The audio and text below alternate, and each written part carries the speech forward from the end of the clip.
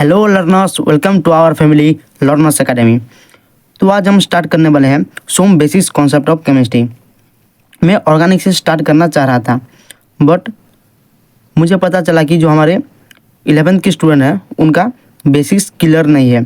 तो जब हम केमिस्ट्री में बेसिक्स ही क्लियर नहीं कर सकते तो हम आगे केमिस्ट्री को पढ़ ही नहीं सकते। पढ़ लेंगे लेकिन मार्क आ जाएंगे, लेकिन उसको हम समझ नहीं सकते।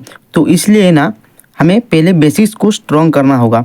तो इसलिए मैं पहले some basics concept of chemistry से स्टार्ट कर रहा हूँ। इसका मतलब शुरू से शुरू कर रहा हूँ। तो यहाँ से आगे हमारा फिजिकल, उसके बाद इनऑर्गेनिक, उसके बाद ऑर्गेनिक होगा। पहले हम 11th कंप्लीट कर लेंगे, उसके बाद हम 12th की ओर चलेंगे। तो आज हम क्या स्टार्ट करने वाले हैं, some basics concept of chemistry. तो हमें बेसिक्स कॉन्सेप्ट ऑफ केमिस्ट्री पढ़ना क्यों ही ज़रूरी है। हम इसे स्किप भी तो कर सकते हैं, आपके मन में सवाल भी आ रहा होगा।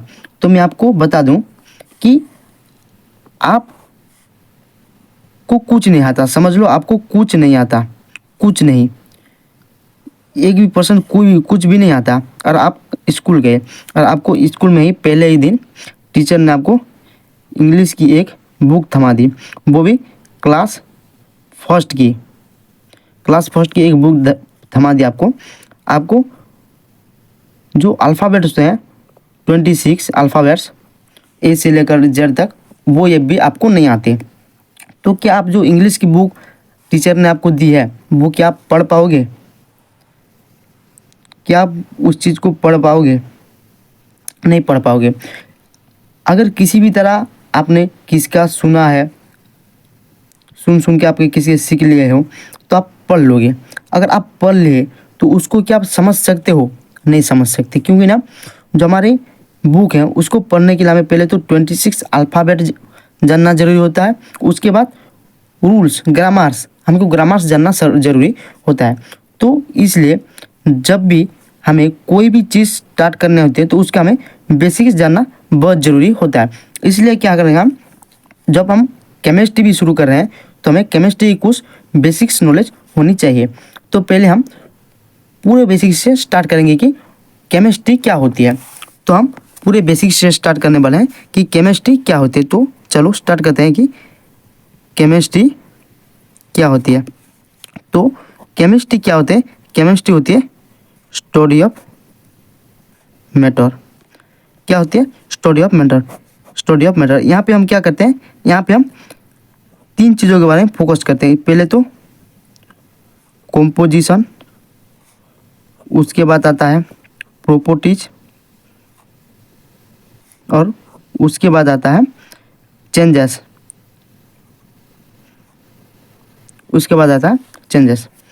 समझ लो ये एक मैटर है, मैं आपको बताने वाला हूँ कि मैटर क्या होता है। ये वो वाला मैटर नहीं है कि भाई बंदे लोग को लेके 5 मैटर हो गया हमारा, ये वो वाला मैटर नहीं है। समझ रहे हो ना मैटर? आजकल के बच्चे इंस्टाग्राम बहुत देख रहे हैं और उससे इन्फ्लुएंस होके आ रहे हैं। ओके, तो ये क्या है? ये एक मैटर है, समझ लो एक मैटर है। आपको पता नहीं क्या है, मैं आपको बताऊंगा कि मैटर क्या होता है। ये क्या है? एक मैटर है। तो यहाँ पे हम क्या करेंगे, पहले तो इसकी कंपोजिशन पढ़ेंगे कि कंपोजिशन का मतलब है ये किन किन चीज़ों से लेकर बनी हुई है। फिर प्रॉपर्टीज, ये कौन कौन सा प्रॉपर्टीज दिखा सकता है। और फिर उसके बाद चेंजेस, इसके अंदर क्या और क्या क्या चेंजेस हो सकते हैं। तो ये हम क्या पढ़ेंगे, केमिस्ट्री में पढ़ने वाले हैं। तो पहले हम जानेंगे कि ये मैटर क्या होता है। मैटर क्या होता है? कोई भी चीज़, anything that has mass and occupy space. Anything that has mass and occupy space is called matter. इसका मतलब है कोई भी चीज़ जिसका मास होना चाहिए, वजन होना चाहिए, और ऑक्यूपाई स्पेस में कुछ जो स्पेस को ऑक्यूपाई करना होना चाहिए, उसे हम क्या कहेंगे, मैटर कहेंगे। जैसे ये पेन है, पेन का कोई वजन होगा और ये हमारा स्पेस में कुछ जो स्पेस है उसको ऑक्यूपाई कर रहा है, तो ये क्या है, ये एक मैटर है। ये क्या है, ये एक मैटर है। तो मैटर क्या होगा, जिसका मास होगा अब वो स्पेस होगा। मैटर क्या क्या नहीं है, जैसे कि फीलिंग्स एक मैटर नहीं है, उसका मास नहीं है, वो कोई स्पेस ऑक्यूपाई नहीं करता। इमोशंस, ये लोग कोई स्पेस ऑक्यूपाई नहीं करते। ये अलग बात है कि आपके दिल में वो स्पेस ऑक्यूपाई करके रह चुके हैं, लेकिन वो मैटर नहीं होते, क्योंकि उनका कोई डेफिनेट मास नहीं होता, उसका मास नहीं होता। आप क्या, आप कह लोगे मैं बहुत ज़्यादा प्यार करता हूँ, को कितना, 1 kg, 2 kg, 3 kg, कितना मोहब्बत करते हो, क्या आप उसे तोल सकते हो? उसका कोई डेफिनेट मास है, उसका कोई मास है, आप बता सकते हो? उन्हें स्पेस ऑक्यूपाई कर रहा है, आप कहते हो कि मेरे दिल में वो है, स्पेस ऑक्यूपाई कर लिया है। कितना स्पेस ऑक्यूपाई कर लिया भाई। क्या होता है जो, जिसे तुम दिल कहते हो, वो होता है एक्चुअल में हार्ट होता है। बायोलॉजी स्टूडेंट को पता होगा, वो हार्ट होता है, वो क्लिंच ऑफ फिस्ट के बराबर होता है। इतना सा होता है आपका हार्ट, इतना सा होता है। इसके कितना स्पेस ऑक्यूपाई कर लिया उसने, कितना स्पेस, आप कहते हो बहुत स्पेस ऑक्यूपाई कर लिया, आप बता नहीं सकते उसको। आप उसके मास कैलकुलेट नहीं कर सकते, वो कितना स्पेस ऑक्यूपाई कर रहा है वो आप बता नहीं सकते। तो ये क्या होगा ना, फीलिंग्स क्या होती हैं, इमेजिनरी है, तो उनका वजन होता है और स्पेस ऑक्यूपाई करते हैं। लेकिन फिजिक्स, जो हमारी छोटी फिजिक्स बोल रहा हूँ, साइंस के टर्म में उसको हम मेजर नहीं कर सकते। ऐसा कोई मशीन नहीं है जिसके हम प्यार का वजन को नाप सके, वो कितना स्पेस ऑक्यूपाई कर रहा है उसको पहचान सके। तो क्या है, जो फीलिंग्स होते हैं वो मैटर नहीं होते। तो क्लियर हो गया होगा कि मैटर क्या होता है। मैटर जिसका मास होता है और स्पेस ऑक्यूपाई करता है उसको हम मैटर कहेंगे। और अब केमिस्ट्री में क्या पढ़ेंगे, उसका कंपोजिशन पढ़ेंगे, उसका प्रॉपर्टीज पढ़ेंगे, उसके चेंजेस पढ़ेंगे। तो हमारा जो मैटर होता है, मैटर में बेसिकली दो चीज़ों से बने हुए होता है। एक तो होता है एटम और प्लस एक होता है मॉलिक्यूल्स। ये एटम्स क्या होते हैं और मॉलिक्यूल्स क्या होते हैं, तो मैं आपको बताना चाहूँगा कि एटम्स क्या होते हैं। एटम्स होता है स्मॉलेस्ट पार्टिकल ऑफ मैटर। जो मैटर का जो सबसे छोटा पार्टिकल होगा ना, वो क्या होगा, वो होगा एटम्स होगा। मतलब ये देखो, ऐसे एटम्स ऐसे अरेंज होके एक पार्टिकल है, जो एक मैटर है, एक इस मैटर को बनाया गया है। तो इसका जो ये है सबसे छोटा पार्टिकल है, ये सबसे छोटा पार्टिकल, इससे और छोटा पार्टिकल मैटर में नहीं मिल सकता। हालांकि आजकल मिल जा रहा है, लेकिन ये मिल नहीं सकता। वैसे पहले से डिफाइन किया गया, तो इसको हम एटम्स को एटम ऐसे ही डिफाइन कर लेते हैं।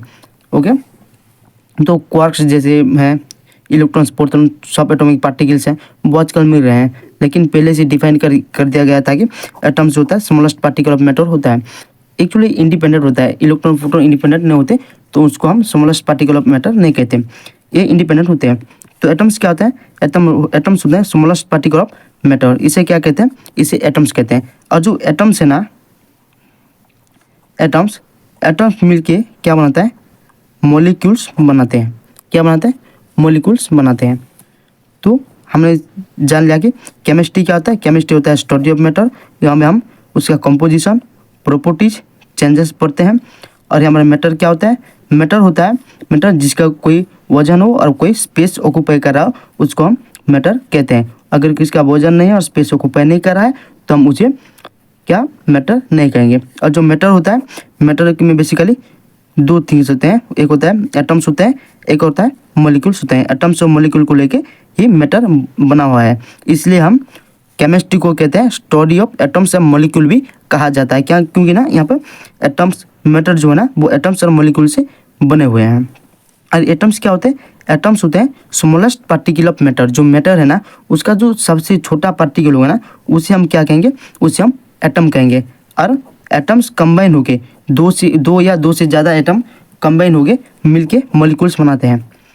आप नोट्स की टेंशन मत लो, मैं आपको डिस्क्रिप्शन में लिंक दे दूंगा मेरा व्हाट्सअप चैनल का, वहाँ पे आपको सीक्वेंसली सारे नोट्स मिल जाएंगे।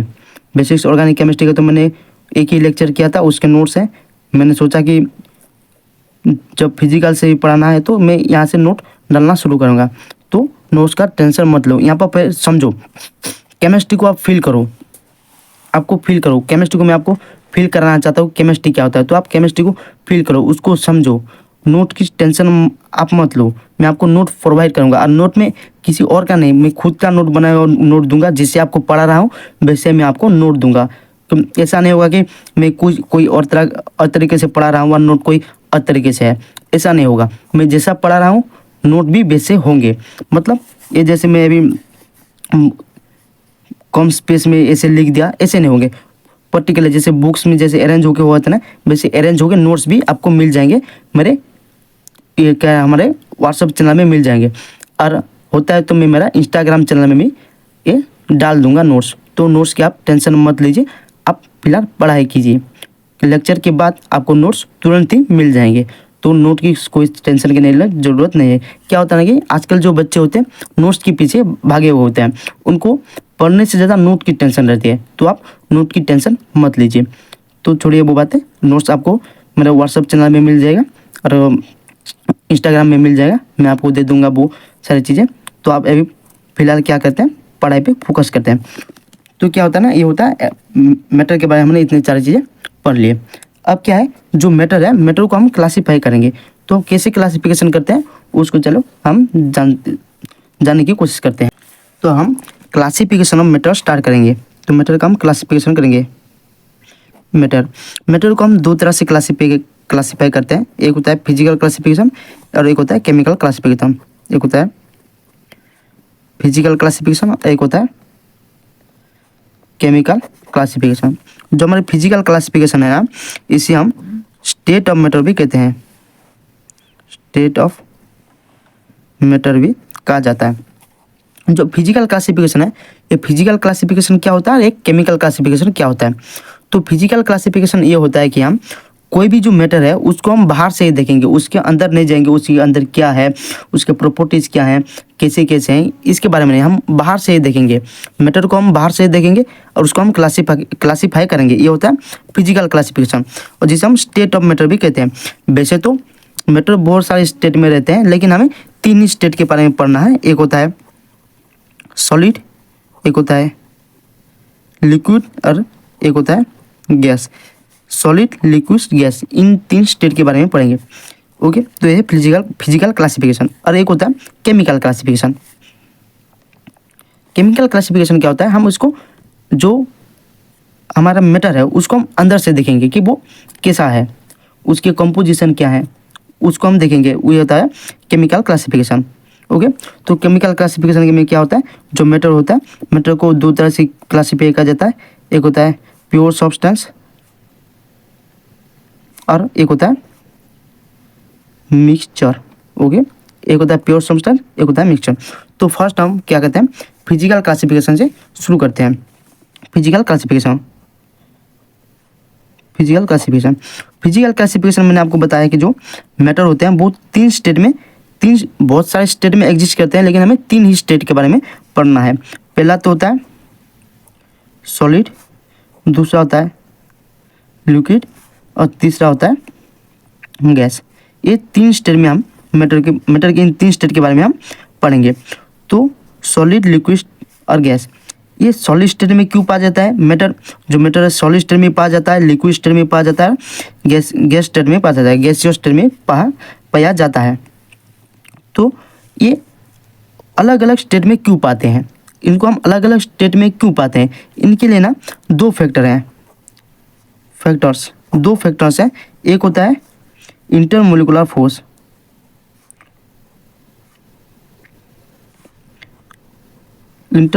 जिसे हम शॉर्ट फॉर्म में लिखेंगे IMF, और एक होता है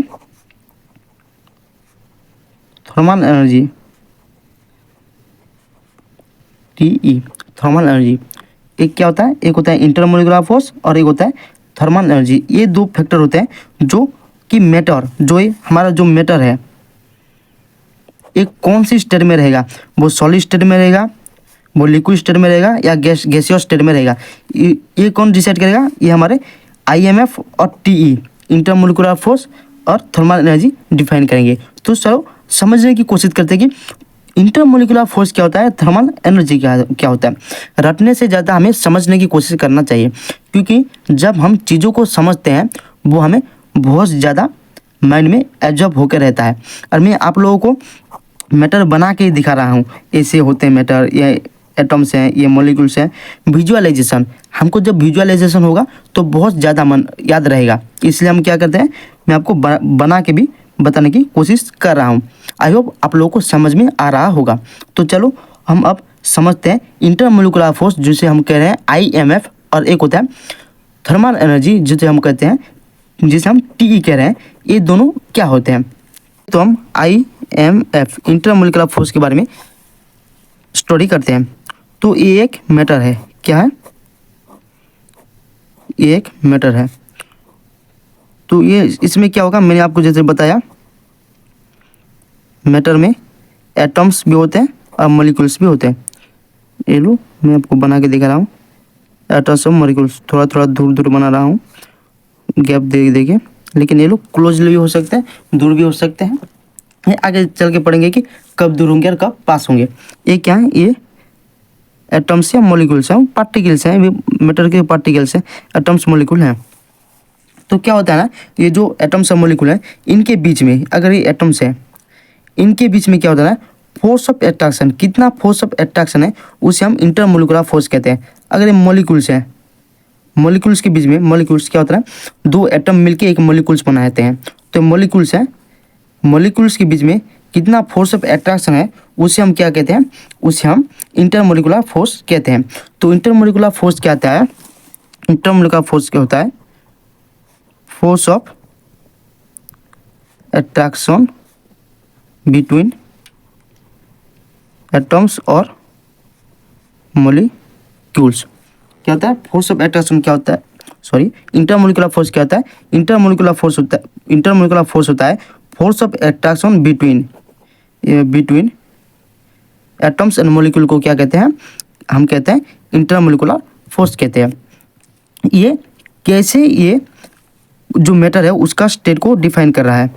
तो ये कैसे डिफाइन कर रहा है? तो देखो, अगर इंटरमोलिकुलर फोर्स IMF ज़्यादा होगा, IMF ज़्यादा होगा तो क्या होगा, इंटरमोलिकुलर जो फोर्स है, इंटरमोलिकुलर फोर्स ज़्यादा होगा, तो इसका मतलब क्या है, जो एटम्स है ना, उनके बीच में फोर्स ऑफ अट्रैक्शन ज़्यादा होगा, तो वो क्या होंगे, वो क्लोजली पैक होंगे। क्या होंगे? वो हमारे क्लोजली पैक होंगे रहेंगे, क्लोजली पैक होंगे रहेंगे। लेकिन अगर इंटरमोलिकुलर फोर्स कम होगा तो क्या होगा, इंटरमोलिकुलर फोर्स कम होगा तो ये लोग दूर दूर रहेंगे। इंटरमोलिकुलर फोर्स ज़्यादा है तो इसे पास है, इंटरमोलिकुलर फोर्स कम हो गया तो इसे दूर दूर रहेंगे। ये एक एटम है, ये एक एटम है, इंटरमोलिकुलर फोर्स ज़्यादा है तो ऐसे चिपक कर रहेंगे, पास पास रहेंगे।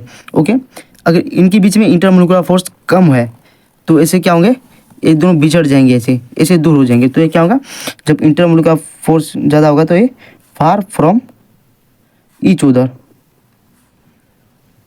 एक दूसरे से बिछड़ जाएंगे। तो क्या होगा, एक दूसरे से बिछड़ जाएंगे।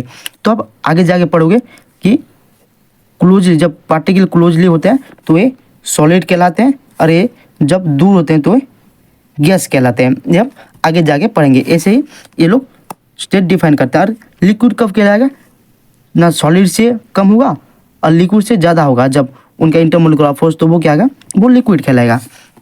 और एक होता है thermal energy. Thermal energy, thermal energy क्या होता है, ये सॉलिड है, क्या है, सॉरी सॉलिड बोला, ये मैटर है, क्या है, ये एक मैटर है। तो क्या होगा, इनमें जो पार्टिकल होंगे, पार्टिकल मतलब atoms, both atoms and molecule को मैं पार्टिकल बोल के बता रहा हूँ। ओके, तो यहाँ पे क्या आगे जो पार्टिकल होंगे तो इनका क्या होगा, ईच एटम का एक काइनेटिक एनर्जी होगा। जो एक एटम है उसका एक काइनेटिक एनर्जी होगा, इसका एक काइनेटिक एनर्जी, इसका सबका अलग अलग काइनेटिक एनर्जी होगा। एक काइनेटिक एनर्जी क्या होता है, काइनेटिक एनर्जी का फॉर्मूला होता है हाफ mv²। m होता है मास, मास ऑफ पार्टिकल, v होता है वेलोसिटी ऑफ पार्टिकल। वेलोसिटी क्या होता है, ये आप फिजिक्स में पढ़ोगे कि वेलोसिटी क्या होता है। मास क्या होता है, मास वजन होता है। ओके, वैसे मास और वेट दो अलग चीज़ें होते हैं, लेकिन केमिस्ट्री में हम मास और वेट को एक ही समझ लेते हैं। ओके, तो उसमें डिस्कशन नहीं कर रहे हैं, हम कर रहे हैं थर्मल एनर्जी।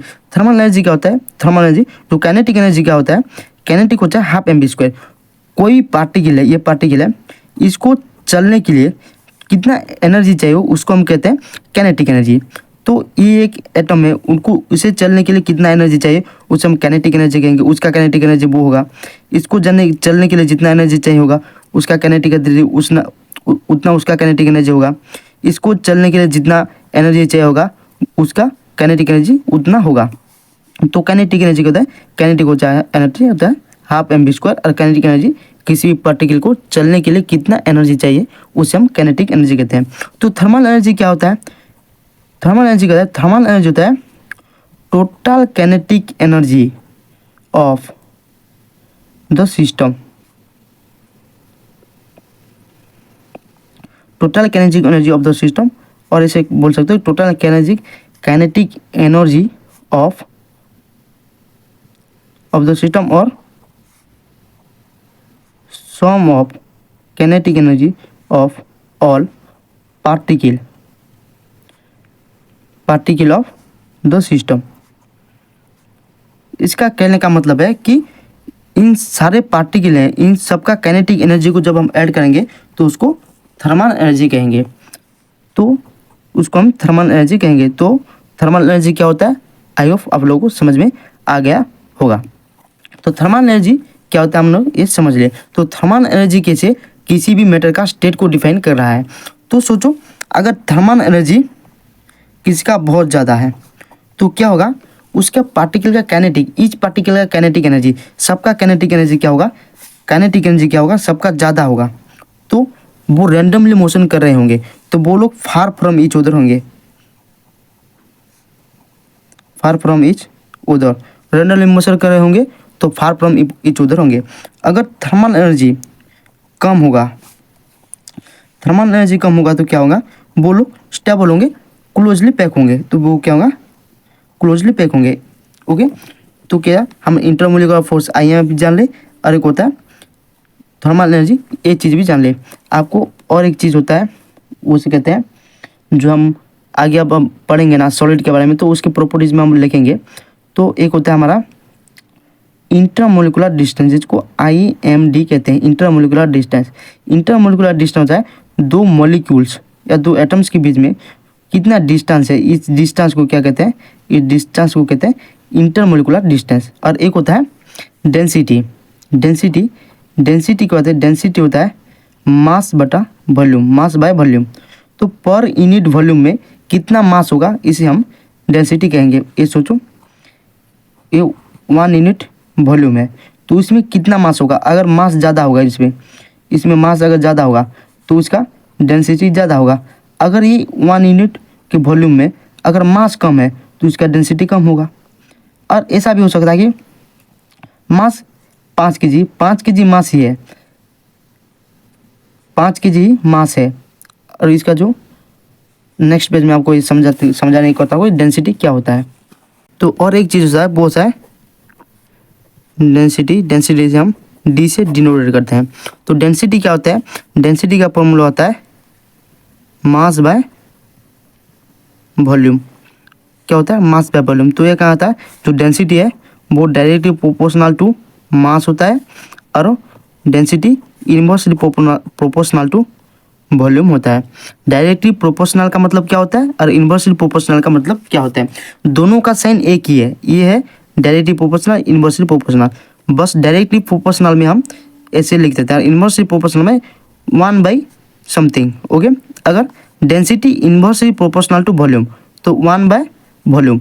अगर डायरेक्टली प्रोपोर्शनल होता तो D directly proportional to volume लिख देते। ओके, अब जो डायरेक्टली प्रोपोर्शनल और इनवर्सली प्रोपोर्शनल है इसका मतलब क्या है।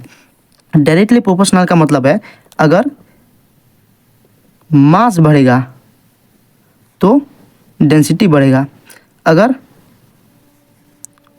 मास घटेगा तो डेंसिटी भी घटेगा। और इनवर्सली प्रोपोर्शनल का मतलब है अगर वॉल्यूम बढ़ेगा तो डेंसिटी घटेगा, अगर वॉल्यूम घटेगा तो डेंसिटी बढ़ेगा।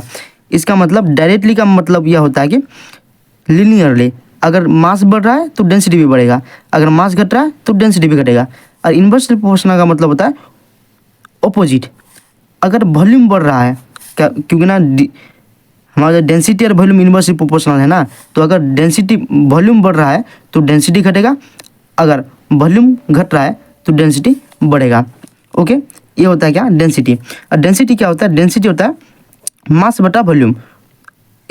सोचो ये मैंने 5 kg का मैंने मास लिया, ओके 5 kg का मास लिया पर यूनिट वॉल्यूम।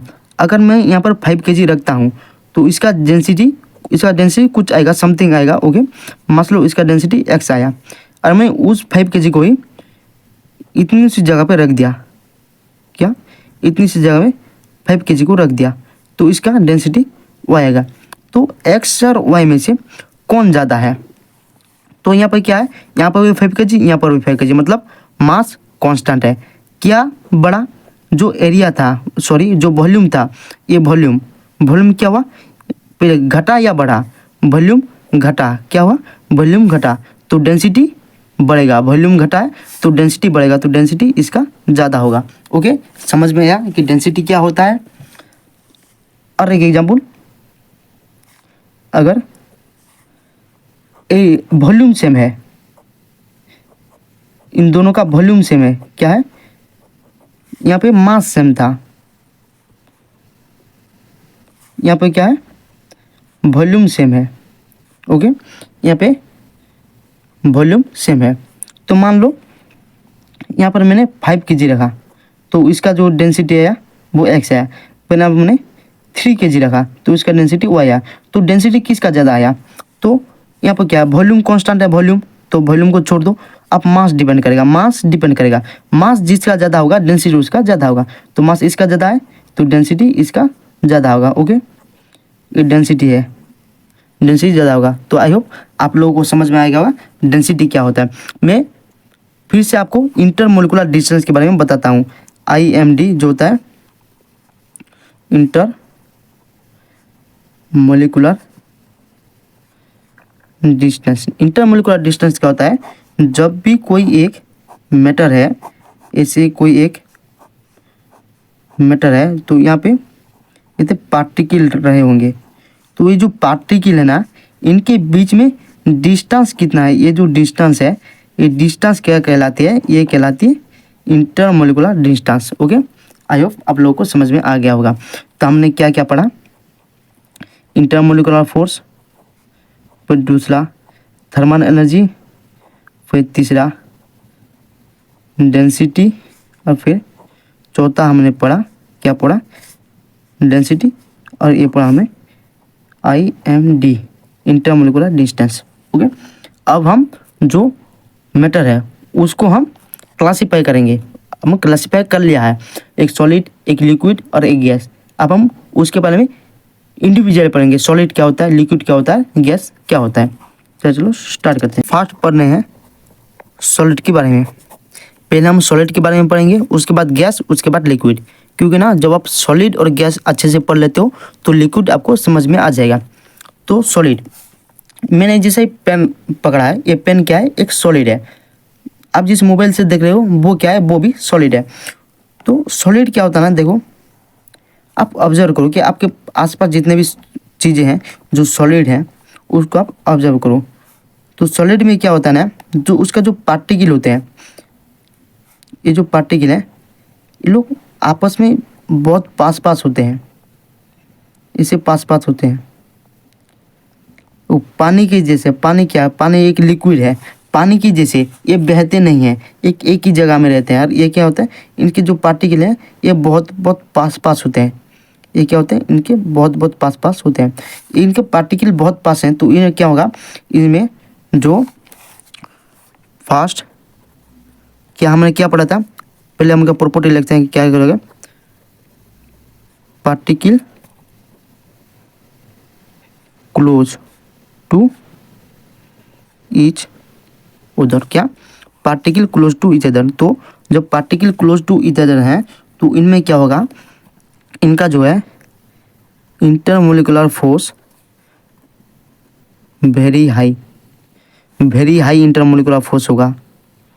और फिर इनका जो थर्मल एनर्जी है, थर्मल एनर्जी क्या होगा, थर्मल एनर्जी क्या होगा, अगर पार्टिकल पास पास हैं तो थर्मल एनर्जी क्या होता है, जब थर्मल एनर्जी कम होगा तो पार्टिकल पास पास होंगे, तो thermal energy very less, thermal energy very less thermal energy होगा। फिर इनका इंटरमोलिकुलर जो डिस्टेंस होगा, इंटरमोलिकुलर डिस्टेंस लेस होगा, लेस इंटरमोलिकुलर डिस्टेंस। फिर उनके बीच में क्या होगा, थर्मल एनर्जी, इंटरमोलिकुलर डिस्टेंस। उसके बाद और क्या आता है, उसके बाद आता है हमारा डेंसिटी। डेंसिटी क्या होगा इसका, डेंसिटी होगा, डेंसिटी वेरी हाई डेंसिटी होगा, वेरी हाई डेंसिटी। और इसमें क्या होता है, जो पार्टिकल है ना वो क्लोजली पैक है, क्या ना वो क्लोजली पैक है, तो क्या होगा, उनको हम पहले ही इतनी सी जगह में वो क्लोजली पैक होकर हैं, तो उन्हें क्या हम और प्रेस कर सकते हैं, कंप्रेस कर सकते हैं, कि उसे हम दबा सकते हैं, उसको हम ऐसे दबा सकते हैं। लोगों में एक एग्जाम्पल आपको लेके दिखाता हूँ, 1 मिनट रुकिए। देखिए ये क्या है, ये क्या कहते हैं, शार्पनर है। ये क्या है, एक शार्पनर है। ये क्या है, ये सॉलिड है, आप लोगों को दिखाई दे रहा है, ये सॉलिड है। तो इसके जो पार्टिकल है पहले से ही क्लोज है, तो मैं इसको क्या इसे कंप्रेस कर सकता हूँ, नहीं, इसको मैं कंप्रेस नहीं कर सकता। तो क्या होता है, true solid, okay, true solid, कुछ सॉलिड होंगे जिसे हम कंप्रेस कर सकते हैं, लेकिन जो ट्रू सॉलिड होंगे उसको हम कंप्रेस नहीं कर सकते। तो क्या होगा, ये इनकम्प्रेसिबल होते हैं, इनकम्प्रेसिबल। ये क्या होता है, इनकम्प्रेसिबल होते हैं, और ये रिजिड होते हैं। और क्या होता है, रिजिड होते हैं। तो क्या होते हैं, जो सॉलिड है, सॉलिड की जो पार्टिकल है वो पार्टिकल क्लोजली पैक होते हैं, और इंटरमोलिकुलर फोर्स ज़्यादा होता है, और उनके जो थर्मल एनर्जी है वो वेरी लेस होता है, और इंटरमोलिकुलर डिस्टेंस लेस होता है, और डेंसिटी वेरी हाई होता है, और ये इनकम्प्रेसिबल होते हैं और रिजिड होते हैं। ये है सॉलिड का प्रॉपर्टीज़, सॉलिड का प्रॉपर्टीज। अगर आप सॉलिड का डेफिनेशन लिखना चाहो तो सॉलिड का डेफिनेशन होगा, सॉलिड का डेफिनेशन होगा क्या, हम लिख सकते हैं, in solid particle are closely pack, closely pack क्या होगा, सॉलिड में क्लोजली पैक होंगे, and they have definite shape and volume. और एक चीज़ यहाँ पर हम ऐड करेंगे, इसका डेफिनाइट शेप होता है और डेफिनाइट वॉल्यूम होता है। इसका मतलब, कहने का मतलब है उसका शेप डिफाइन होगा, उसका हम शेप डिफाइन होगा, डिफाइन शेप होगा, और वॉल्यूम ही डिफाइन होगा। उसके कहेगा उसका जो वॉल्यूम है, वॉल्यूम भी उसका डिफाइन होके रहेगा। फॉर एग्जांपल ये देखो, इसका जो शेप है जैसे आपको दिख रहा है वो वैसे ही रहेगा। ये बदल सकता है क्या, नहीं बदल सकता। आप उसको बदलने की कोशिश करेंगे तो ये टूट जाएगा। इसे हम रिजिडिटी कहते हैं, इसे हम रिजिडिटी कहते हैं, इसे हम टूट जाएगा। अब इसको हम बदलाने की कोशिश करेंगे तो ये टूट जाएगा, इसे हम रिजिडिटी कहते हैं। इसका वॉल्यूम भी फिक्स्ड है, वॉल्यूम चेंज होगा, फिक्स्ड वॉल्यूम है, फिक्स्ड शेप और फिक्स्ड वॉल्यूम है। इसे हम क्या सकते हैं, फिक्स्ड शेप और फिक्स्ड वॉल्यूम। डिफाइन का मतलब होता है फिक्स्ड, फिक्स्ड, फिक्स्ड शेप और फिक्स्ड वॉल्यूम होगा। तो हम सॉलिड कंप्लीट कर चुके हैं। सॉलिड क्या होता है, इतना ही दिया है। सॉलिड में आपको बस इतना ही दिया कि उसके पार्टिकल क्लोज रहेंगे, उनमें इंटरमोलिकुलर फोर्स हाई होगा, थर्मल एनर्जी लेस होगा, इसके जो है इंटरमोलिकुलर डिस्टेंस लेस होगा, उसका डेंसिटी वेरी हाई होगा, और इनकम्प्रेसिबल होंगे, रिजिड होंगे, उनका फिक्स्ड शेप होगा और फिक्स्ड वॉल्यूम होगा। अब हम चलते हैं सॉलिड के पास, हम गैस के पास चलते हैं। जब हम गैस अच्छे से आ जाएगा तो हमें लिक्विड भी बहुत अच्छे से आ जाएगा। ओके, तो चलो हम नेक्स्ट क्या पढ़ेंगे, नेक्स्ट हम गैस के बारे में पढ़ेंगे। तो हम स्टार्ट करते हैं, गैस के बारे में पढ़ते हैं। गैस एक कंटेनर है, ये क्या,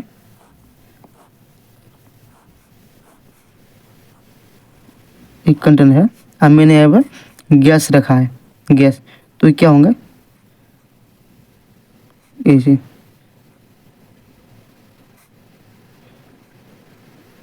ये क्या होगा, एक गैस होगा। जब हम इसको गैस को से रखेंगे तो गैस फैल जाएगा। अगर आप घर में अगरबत्ती जलाते होंगे, ओके, अगरबत्ती तो हर कोई दिखाना, अगरबत्ती, मान लो सेंट, जब आप सेंट मारते हो, अगर एक रूम है, रूम की इस कोने में आप सेंट मारते हो, अगर आप यहाँ खड़े हो यहाँ पे सेंट मारते हो तो यहाँ पे कोई बंदा है ना, तो इसके पास within second, within minute वो सेंट क्या होता है उसके पास आ जाता है। तो ये भी महसूस कर पाता है कि यहाँ पर डियो का फैंस सेंट यूज़ किया गया है या फॉक्स का सेंट यूज़ किया है। मैं कोई प्रमोशन नहीं कर रहा हूँ, ओके। तो मैं बता रहा हूँ वैसे कि ये कौन सा सेंट यहाँ पर यूज़ किया गया है वो बता सकता है। जैसे कि अगर रूम फ्रेशनर यूज़ किया गया है तो रूम फ्रेशनर के बारे में भी बता सकता है। तो यहाँ पे क्या होता है, सेंट क्या होता है, एक गैस होता है। तो गैस के जो पार्टिकल होते हैं ना वो बहुत बहुत दूर होते हैं, वो पास नहीं होते। जैसे सॉलिड में क्या होता था, वो पास पास ऐसे होकर रहते थे ना, लेकिन क्या होगा ना यहाँ पर ये पास नहीं होते, यहाँ पर बहुत दूर होते हैं और ये लोग बहुत फास्ट मूव करते हैं। ये क्या होता है, बहुत फास्ट मूव करते हैं। ये क्या होता है, बहुत फास्ट मूव करते हैं। इसीलिए तो यहाँ पर हम सेट मारने पर यहाँ पर बहुत जल्दी पहुँच जा रहा था, ओके। तो इसका हम प्रॉपर्टीज क्या रखेंगे, इसके हम प्रॉपर्टीज में लिखेंगे कि particle far from each other, particle far from each other, particle freely move, particle freely move, particle यहाँ पे फ्रीली मूव कर सकता है। अगर पार्टिकल फ्रीली मूव कर रहा है, इनके ये बहुत दूर दूर हैं, तो यहाँ पर इंटरमोलिकुलर फोर्स ज़्यादा होगा या कम होगा, इंटरमोलिकुलर फोर्स वेरी लेस होगा। तभी तो भाई ना, इंटरमोलिकुलर फोर्स ज़्यादा होता तो ये लोग पास होते, ये लोग दूर हैं तो क्या है, बहुत बहुत दूर हैं, तो ये लोग इंटरमोलिकुलर फोर्स वेरी लेस है। अगर इंटरमोलिकुलर फोर्स वेरी लेस है तो इसका थर्मल एनर्जी क्या होगा, थर्मल एनर्जी वेरी हाई होगा। भाई ये लोग का जो पार्टिकल है इसका बहुत फास्ट मूव कर रहे हैं, यहाँ से यहाँ पर नहीं, with in second, within minute वो इस कॉर्नर से इस कॉर्नर भी आ सकते हैं, इस कॉर्नर से इस कॉर्नर, सारे रूम में फैल सकते हैं। तो क्या है, उसका जो थर्मल एनर्जी है, उसका पार्टिकल है बहुत मूव कर रहे हैं तो थर्मल एनर्जी हाई है। उसके बाद इंटरमोलिकुलर डिस्टेंस, इसका इंटरमोलिकुलर डिस्टेंस कैसा है, intermolecular distance very high, intermolecular very high है। इसके पार्टिकल दूर दूर हैं तो उनके बीच में डिस्टेंस बहुत ज़्यादा होगा, तो इंटरमोलिकुलर डिस्टेंस बहुत ज़्यादा है। और उसका जो डेंसिटी होता है, क्या होता है, डेंसिटी, डेंसिटी क्या होता है, डेंसिटी वेरी लेस। यह क्या होता है, डेंसिटी वेरी लेस डेंसिटी होता है इसका डेंसिटी वेरी लेस होता है। और ये हाईली कंप्रेसिबल होते हैं,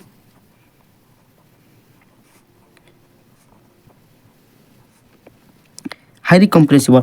अगर हम ऊपर से कुछ ढक दें, उसको कंप्रेस करें तो यहाँ तक भी आ सकता है, यहाँ तक भी आ सकता है, यहाँ तक भी कंप्रेस हो सकता है। तो ये क्या होता है, हाईली कंप्रेसिबल होता है, ओके। और जो हम क्या है, इसका हाईली कंप्रेसिबल होता है, उसका कोई डेफिनेट फिक्स वॉल्यूम या फिक्स शेप नहीं होता है, नो फिक्स शेप और volume, no fix shape and volume. उसका फिक्स शेप भी नहीं होता है कि फिक्स्ड वॉल्यूम भी नहीं होता है। इसको आप जहाँ रखोगे, कंटेनर में रख लिया तो कंटेनर का वॉल्यूम ऑक्यूपाई करेगा, कंटेनर का स्पेस ऑक्यूपाई करेगा। अगर रूम में रख दिया तो रूम का वॉल्यूम ऑक्यूपाई करेगा और रूम का स्पेस ऑक्यूपाई कर लेगा। तो ये क्या है, उसका कोई डिफाइन शेप भी नहीं होता है, डिफाइन वॉल्यूम भी नहीं होता है। तो क्या है, ये गैस के बारे में हमने पढ़ लिया। गैस के में क्या होता है, particle far from each other होते हैं, वो फ्रीली मूव कर सकते हैं। उसमें जो इंटरमोलिकुलर फोर्स होता है वो वेरी हाई होता, वेरी लेस होता है।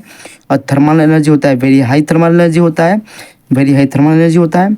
इंटरमोलिकुलर डिस्टेंस वेरी हाई होता है और डेंसिटी उसका वेरी लेस होता है। और ये हाईली कंप्रेसिबल होते हैं। और ये क्या होता है, इनका कोई फिक्स शेप या कोई फिक्स्ड वॉल्यूम नहीं होता है। मैं सॉलिड और लिक्विड की सॉलिड और गैस के बारे में मैंने पढ़ लिया। लिक्विड के बारे में पढ़ेंगे। लिक्विड में क्या होता है, सॉलिड में पार्टिकल वेरी क्लोजली जो होते हैं वो बहुत फास्ट होते हैं, और गैस में बहुत दूर दूर होते हैं। लेकिन लिक्विड में वो थोड़े थोड़े दूर दूर होते हैं। ऐसे क्या, ये थोड़े थोड़े से दूर दूर हैं। यहाँ पर कोई लिक्विड रखा गया है, ये लिक्विड रखा गया है। तो लिक्विड में क्या होता है, थोड़े थोड़े दूर दूर, बस थोड़े थोड़े दूर दूर होते हैं। तो यहाँ पे क्या लिखेंगे हम, पार्टिकल क्लोज पैक। पार्टिकल क्या होता है, पार्टिकल क्लोजली पैक होते हैं। और इसमें क्या होता है, टेंडेंसी टू मूव, पार्टिकल का टेंडेंसी होता है, पार्टिकल यहाँ पे मूव कर सकते हैं, यहाँ पे पार्टिकल मूव कर सकते हैं। ओके, अगर ये सोच लो ये कोई कंटेनर में है, अगर कंटेनर को फट जाए तो वो पार्टिकल वहाँ के मूव करेंगे और वहाँ से पानी सारा निकल जाएगा। कोई भी लिक्विड है, पानी सॉरी कोई भी लिक्विड है, वो लिक्विड निकल जाएगा। ये क्या होगा, निकल जाएगा। Tendency to move. और इसमें क्या होगा, जो इंटरमोलिकुलर फोर्स होगा, इंटरमोलिकुलर फोर्स सॉलिड से तो कम होगा, लिक्विड का सॉलिड से कम होगा, लेकिन गैस से ज़्यादा होगा। और फिर जो हमारा आता है थर्मल एनर्जी, थर्मल एनर्जी भी क्या होगा, थर्मल एनर्जी सॉलिड से तो क्या होगा, थर्मल एनर्जी क्या होगा, थर्मल एनर्जी क्या होगा, सॉलिड में क्या होता है, थर्मल एनर्जी कम होता है। थर्मल एनर्जी कम होता है तो लिक्विड क्या होगा, लिक्विड से तो सॉरी तो लिक्विड में क्या होगा, सॉलिड से तो ज़्यादा होगा, लेकिन लिक्विड से क्या होगा, सॉरी गैस से क्या होगा, गैस से कम होगा थर्मल एनर्जी। और इंटरमोलिकुलर डिस्टेंस, जो इंटरमोलिकुलर डिस्टेंस सॉलिड में सबसे कम होते हैं, लिक्विड में उससे ज़्यादा, और गैस में सबसे ज़्यादा होते हैं। और अब हम डेंसिटी की बात करें तो डेंसिटी जनरली जो तो बहुत सारे केस में देखने को मिलता है, जो डेंसिटी है, डेंसिटी जो हमारा है सॉलिड का ज़्यादा होता है, उसके बाद लिक्विड का होता है, उसके बाद गैस का होता है। ओके, और क्या छोड़ गया है, और क्या हो ओके, इतना सी चीज़ होता है। ओके, तो क्या होता है, जो पार्टिकल होते हैं और क्या है, और इसका क्या है, fixed volume, fixed volume but not fixed shape. इसका शेप फिक्स नहीं होता है, वॉल्यूम फिक्स होता है लेकिन शेप फिक्स नहीं होता है। 1 लीटर वाटर को हम अगर कोई गिलास पे रख दे तो वो गिलास की शेप ले लेगा।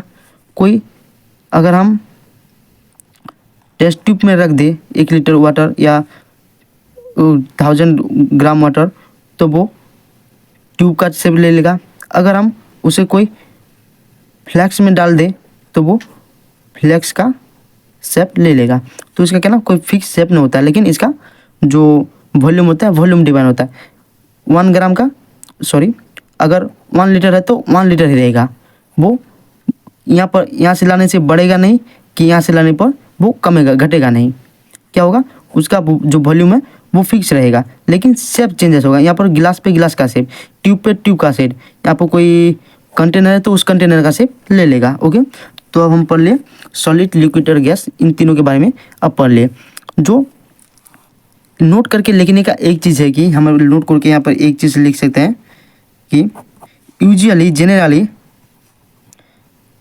क्या होता है, डेंसिटी का जो ट्रेंड होता है ना, वो सॉलिड में ज़्यादा होता है, उसके बाद गैस में ज़्यादा होता है, उसके बाद लिक्विड में सबसे कम होता है। लेकिन जब वाटर लिक्विड स्टेट में होता है, उसका डेंसिटी क्या होता है, सबसे ज़्यादा होता है। उससे कम होता है जब वाटर सॉलिड स्टेट में आ जाए, और फिर कम होता है कब, जब वाटर गैसियस स्टेट में आ जाए।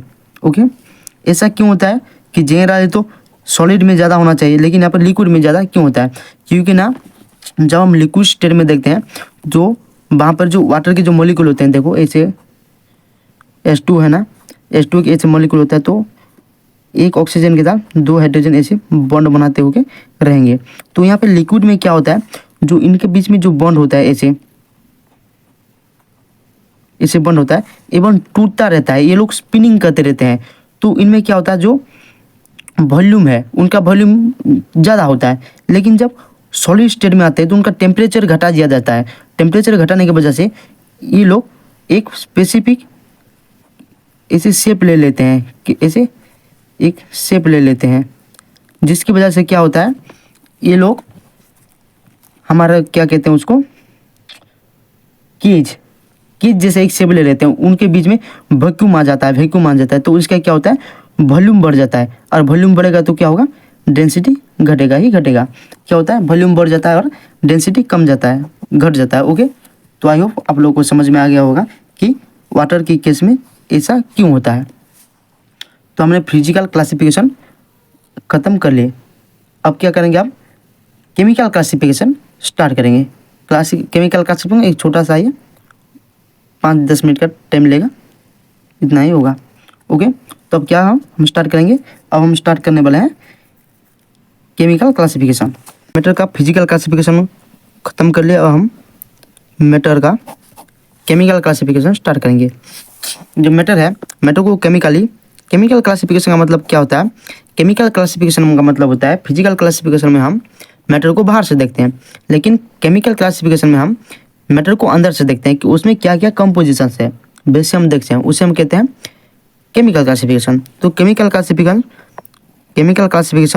2 टाइप के होते हैं। मतलब केमिकल क्लासिफिकेशन से मैटर को 2 तरह क्लासिफाई किया गया है। एक होता है प्योर और एक होता है मिक्सचर।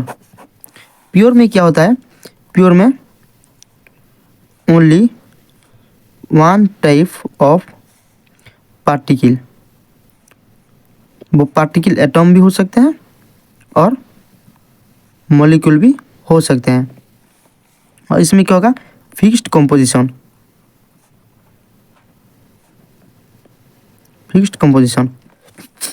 जैसे कि example O2, C2, CO2, H2O, 6,6H12O6 etc। ये सब क्या है, ये सब है प्योर। और प्योर एक है मिक्सचर। मिक्सचर क्या होता है, more than one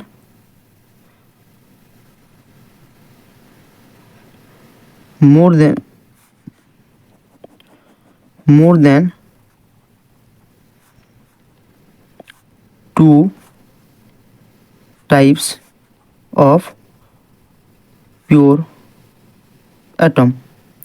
more than 2 types of pure atom, यहाँ पे क्या होगा, 2 या 2 से ज़्यादा प्योर एटम मिलकर रहेंगे। यहाँ पर नो फिक्स्ड कंपोजिशन, यहाँ पे कंपोजिशन फिक्स्ड नहीं होगा।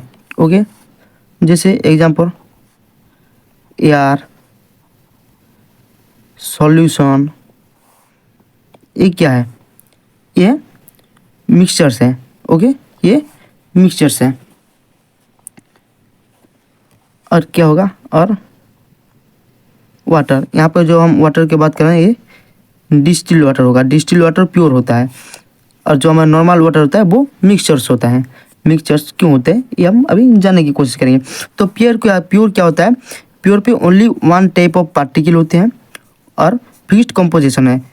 यहाँ पे O2 पे तो 2 O है, ये समझ आता है। CO2 में 2 C हैं, ये समझ आता है, फिक्स्ड है। सॉरी, ये 1 टाइप है। लेकिन CO2 में तो कार्बन है, 1 कार्बन और 2 ऑक्सीजन है, तो ये कैसे प्योर हुआ। यहाँ पे तो 2 डिफरेंट टाइप के एटम आ गए। तो भाई साहब ये प्योर इसलिए है क्योंकि नहीं फिक्स्ड कंपोजिशन में है। अगर CO2 को आप देखोगे तो CO2 में 1 कार्बन और 2 ऑक्सीजन, 1 कार्बन और 2 ऑक्सीजन होंगे, इसलिए क्या है, ये प्योर कहलाते हैं फिक्स्ड कंपोजिशन में। और अगर CO2 देखोगे तो CO2 में सिर्फ ऑल CO2 के मॉलिक्यूल्स देखने को मिलेंगे। ऐसा नहीं कि आपको ऐसे मिल जाएगा CO मिल जाएगा, ऐसे CO नहीं मिलेगा, ये CO2 मिलेगा। जैसे C6H12O6 जैसे ग्लूकोज होता है, ग्लूकोज में क्या होगा, ग्लूकोज का ही मॉलिक्यूल देखने को मिलेगा, और वो एक फिक्स्ड कंपोजिशन में ही मिलेंगे। ओके, तो समझ में आया कि ये कैसे हमारे प्योर सब्सटेंस हुए। अब आता है मिक्सचर्स। मिक्सचर्स क्या होता है, मिक्सचर्स में बहुत सारे हैं, जैसे एयर, सॉल्यूशन, वाटर, कुछ भी। यहाँ पे कंपोजिशन फिक्स नहीं है। अब सॉल्यूशन बना रहे हो, सॉल्यूशन एक चीनी पानी है, चीनी पानी बना रहे हो आप, 1 लीटर वाटर दे दिए, और फिर चीनी जो हमारे उसे क्या कहते हैं, शुगर 1 स्पून दे दिए। ओके, और नमक जो होता है NaCl 1 स्पून दे दिए। कोई डिफाइन नहीं है, आप जितने भी दे सकते हो। यहाँ पे 1 लीटर वाटर की जगह आप 2 लीटर दे सकते हो, 1 लीटर शुगर की जगह आप 2 लीटर दे सकते हो। हालांकि टेस्ट अलग आएगा, लेकिन आप कितना भी मिला सकते हो। ओके, हम तो डिस्टिल वाटर प्योर क्यों है और ये वाटर प्योर क्यों नहीं है? डिस्टिल वाटर में सिर्फ वाटर की मॉलिक्यूल्स देखने को मिलते हैं और इनका जो रेशियो होता है ना, 2 वाटर और 1 ऑक्सीजन मिलके ही बने हुए होते हैं। ये क्या होता है? डिस्टिल वाटर होता है। लेकिन जो हमारा नॉर्मल वाटर होता है, नॉर्मल वाटर में क्या होता है? नॉर्मल वाटर में हमें मिनरल्स भी हमको देखने को मिलते हैं, इसलिए ये क्या होता है? ये मिक्सचर होता है, ये प्योर नहीं होता है। ओके, तो ये भी आपका क्लियर हो गया होगा। तो जो हमारा प्योर है, प्योर मैटर है, जो हमारे प्योर सब्सटेंस है, प्योर सब्सटेंस फर्दर 2 टाइप से क्लासीफाई किए गए हैं। क्या क्या है वो दोनों हैं, एक है एलिमेंट और एक है कंपाउंड्स। तो एलिमेंट्स और एक है कंपाउंड्स, चलो उसके बारे में भी डिस्कशन करते हैं। क्या क्या जो प्योर सब्सटेंस है उसको फर्दर 2 टाइप से क्लासिफिकेशन किया गया। एक होता है एलिमेंट और एक होता है कंपाउंड। एलिमेंट में क्या होता है और कंपाउंड में क्या होता है? तो एलिमेंट क्या होता है, कंपाउंड क्या होता है?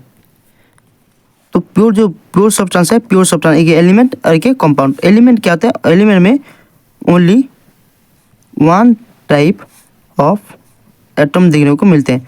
For example O2, C2, H2, ये क्या है? ETC, ये क्या है? ये एलिमेंट है। लेकिन कंपाउंड में क्या होता है? More than 1 type of atom in a fixed ratio. अब क्या होता है? More than 1 type of atom, more than 1 type of atom in fixed ratio. Fixed ratio इसे क्या कहते हैं? उसे हम कंपाउंड कहते हैं। For example water, CO2, C6H12, O6 etcetera. ये क्या? ये प्योर सब्सटेंस का क्लासिफिकेशन। वैसे ही हमारा जो मिक्सचर होता है, मिक्सचर को भी हम 2 तरह से क्लासिफाई किए हैं। एक होता है होमोजेनियस और एक होता है हेटेरोजेनियस। होमोजेनियस क्या होता है और हेटेरोजेनियस क्या होता है?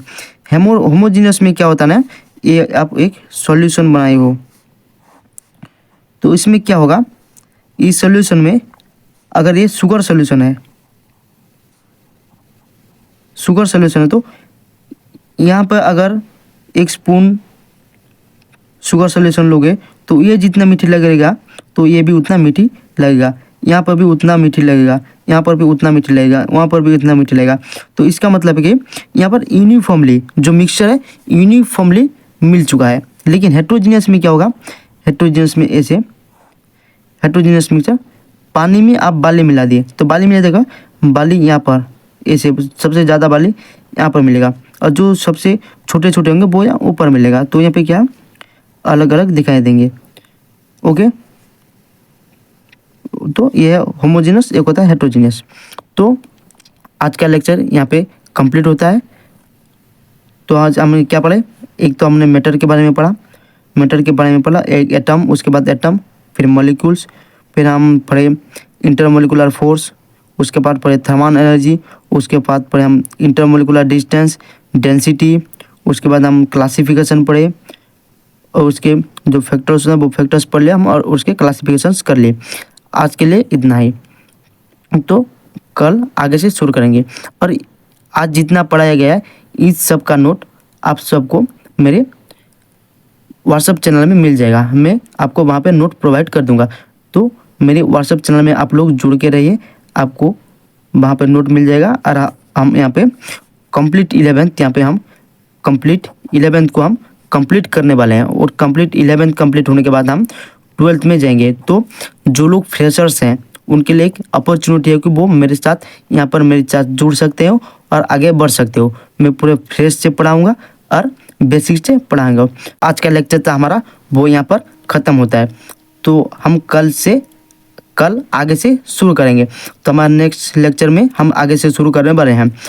तो आज मैंने जितना पढ़ा है इस सब का नोट आपको मेरे यूट्यूब चैनल पे मेरे व्हाट्सएप चैनल में मिल जाएगा। तो आप वहाँ से जाके ये सारे नोट्स ले सकते हो। अगर कोई भी क्वारी हो तो आप कमेंट में मुझे बता सकते हो कि क्या क्वेरी है। अगर कोई चीज़ समझ में नहीं आ रहा है, अगर फीडबैक देना चाहते हो तो आप फीडबैक भी दे सकते हो। आपके लिए 24 हम अवेलेबल हैं, 24/7 हम अवेलेबल हैं। आपके हम कमेंट पढ़ेंगे, उस पर हम काम करेंगे और लेक्चर को और बेहतर बनाने की कोशिश करेंगे। अगर आपको चाहिएगा क्वेश्चन प्रैक्टिस, तो यहाँ में तो भी क्वेश्चन प्रैक्टिस नहीं हो सकती, बहुत ही कम पढ़ाया गया है। अगर आगे पढ़ाने के बाद हम जितना भी क्वेश्चन होगा आपको क्वेश्चन भी प्रैक्टिस कराएंगे। ओके, तो हमारे साथ जुड़े के रहिए। और जो 11th से बच्चे हैं वो उनका जर्नी हमारे साथ शुरू कीजिए। हम आपको एक अपॉर्चुनिटी दे रहे हैं, हम 11th भी कंप्लीट करेंगे और 12th भी कंप्लीट करेंगे। ओके, फुल बेसिक से हम कंप्लीट करने वाले हैं। तो आज का लेक्चर यहाँ पे ख़त्म होता है।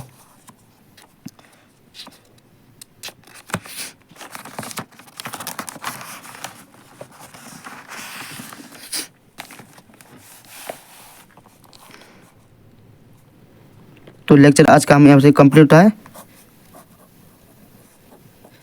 Thank you for watching and keep learning. Don't forget to subscribe our channel. तो सब्सक्राइब कीजिए हमारे चैनल को और बेल आइकन को ऑन कीजिए और हमारे साथ जुड़ के रहिए। तो हम आपको यहाँ पर 11 से 12 तक फुल साथ देंगे। आपको नोट भी प्रोवाइड करेंगे, आपको अच्छे से पढ़ाएंगे, अच्छे से मतलब पूरे बेसिक से पढ़ाएंगे। Thank you, keep learning.